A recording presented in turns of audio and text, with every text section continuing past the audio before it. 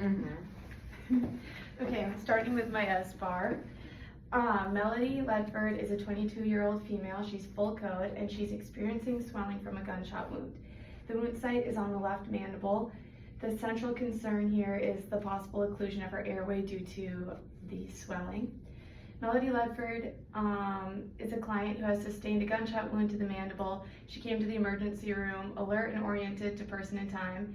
She has 6 out of 10 pain at arrival. After 1 hour, she raises the pain to 8 out of 10. She mentioned that she felt some swelling near the wound. The nurse looks at the wound and sees no blood. She states that she has trouble moving her head to the left, which is the side of the injury. The nurse notices she's having trouble breathing, which it sounds striated. She's tripoding and using accessory muscles. Melody starts to act agitated and anxious. Upon assessment, it seems that Melody is experiencing swelling from the gunshot wound. The swelling is partially occluding her airway.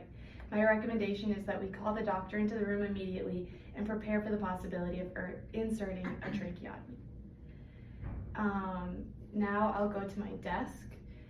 So Melody's airway is becoming occluded and it is now time for the healthcare team to act. One ER nurse goes to gather intubation and trach supplies and another nurse comes into the room with the crash cart. The first RN comes back with the trach tray and starts setting it out for the physician when he enters the room.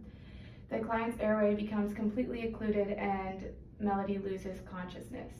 The physician enters the room and starts to get to work trying to intubate the client. The tube would not go down and the physician then yelled out asking for another advanced airway. The first RN had the trach supplies at hand, therefore the physician went ahead and put the tracheotomy into the client. Once the trach was inserted, the nurses went to work making sure that the client was stabilized. The client's respiration rose and settled out at 13 breaths per minute. Her O2 sats rose back up to 90% room air, and she regained color to her skin. The nurses administered O2 over the client's trach hole, and the patient began to regain consciousness. The 2 nurses and the physician leave the room as the client's main nurse takes care of her. As they're standing in the hallway, they talk about what just happened. That was intense. I've never seen an airway become so compromised so quickly. Yeah, it was definitely a close call. Good thing we were all here and ready to act. That was a challenging intubation. I'm grateful we had the trach supplies ready to go. I'm glad we were able to stabilize her. Her oxygen levels and respiratory rate are looking much better.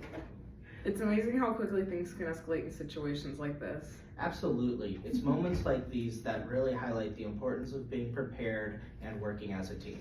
Definitely. I'm proud of how we all came together to handle it. Agreed. It's moments like these that remind me why I became a nurse. Well, let's keep an eye on her for any further complications, but for now, it looks like she's on the road to recovery. Agreed. And if there's anything else we need to do for her, just let me know. Absolutely. Teamwork really does make all the difference in situations like these.